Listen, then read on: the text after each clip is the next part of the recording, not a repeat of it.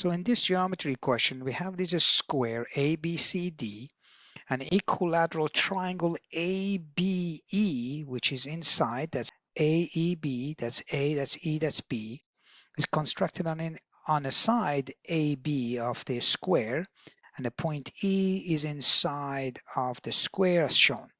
We want to find this bigger angle E, then the two smaller angle D here, so angle EDC, or in this case, we can either find this one or this one, doesn't really matter.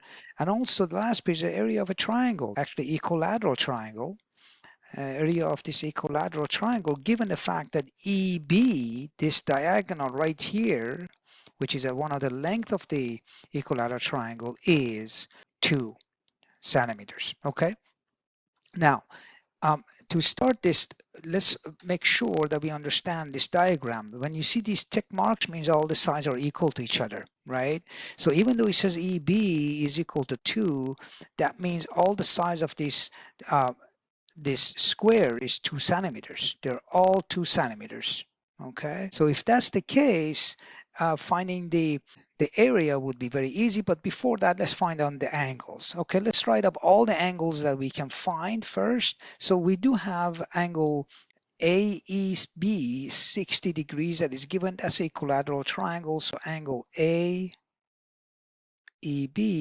equals to 60 degrees, and so as the base angles, all of the base angles as well, they are equal to 60 degrees. I'm just going to set it equal to each other. So angle EAB, and so as they're all 60 degrees. That's one of the properties of equilateral triangles. So that is given. So now that we have this, we can find the small angle in the corner of A and B and C and D. These are the angle that are smaller than 60, which end up being 30. So we know that this angle now here, and so as that angle, these two angles, they are complementary angles, right? Because we do have a 90-degree vertex angle right there. So this angle will be 30 degrees. Now let's write it up. This is angle because they're complementary angles. That's two angles, they add up to 90 degrees. All right, so each one of these ones are 30 degrees. Let's write it up as here, 30 degrees here and 30 degrees there. Okay, so okay, now that we have this, we can now find what these base angle of each of these triangle, look at the triangle BEC. So that's the triangle that we are looking at, this the green shaded triangle, and so is this the other one. This one is same. These two triangles are congruent. They're the same. They're exactly the same. All right. So in triangle BEC, what you can see is that because of the two sides, because BC, the two legs of this isosceles triangle are same, equals to BE, then that means the base angles, angle BC must equal to angle BCE. And that's one of the properties of an isosceles triangle. All right, so we already have one of them is 30 degrees, the angle B, the vertex. So 180, this is 180 degrees, subtract away from 30, and whatever you get, you have to divide it by 2. So that's 150 degrees. That's the BC and BEC. So you get, for each one of these guys, you have 150 degrees, and then you divide it by 2 because they're the same angles, okay? Same base angles for the isosceles. All right, so we have these corner angles now set up at 75 degrees each. This angle right there is 75. And by the way, this other angle right there, that's also 75 degrees.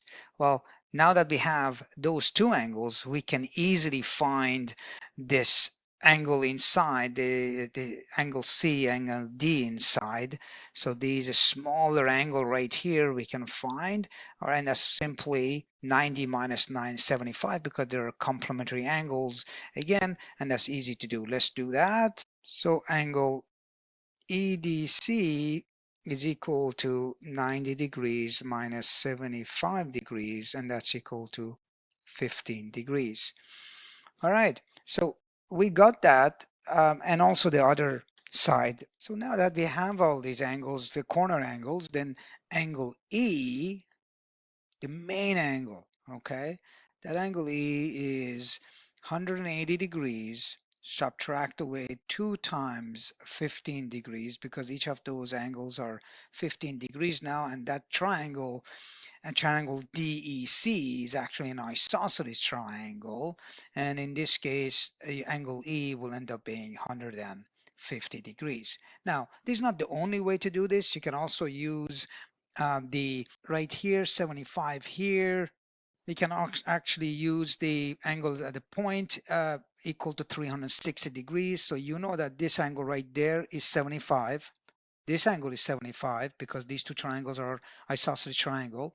You have in between angles 60 degrees is given to us. So you just add them all up, take away from 360, and you're going to end up getting 150 degrees.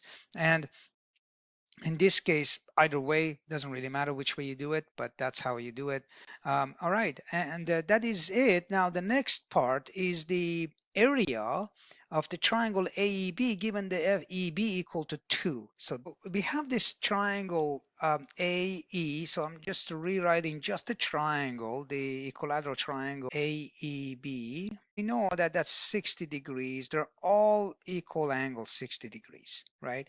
And also it says that EB, that's 2 centimeters. All right, if that's 2 centimeters, that must be 2 centimeters, and that must be 2 centimeters. Great. To solve for the area of any triangle, we have to use the 1/2 base times height formula.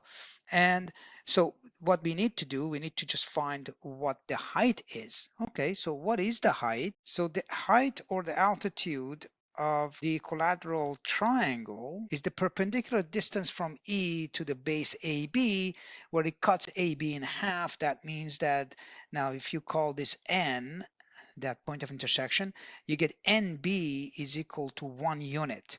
All right, we can use Pythagorean to solve for the altitude En and then put that into the area formula and get it. So let's do that. We have to use the Pythagorean.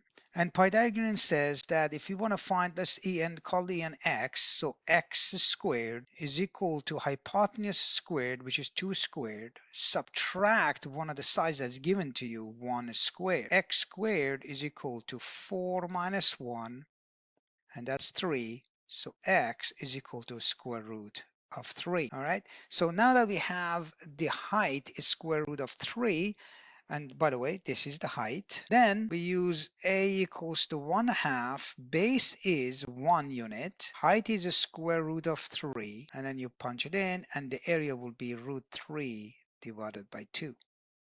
That is the area of that equilateral triangle. All right, so Pythagorean, we had to use the Pythagorean here to do that. And remember, the Pythagorean always is a squared plus b squared equal to c squared, given that c is the hypotenuse of a right angle triangle. This is what we used. So we have to use that. Then we have to use the area formula. All right, hope this was useful.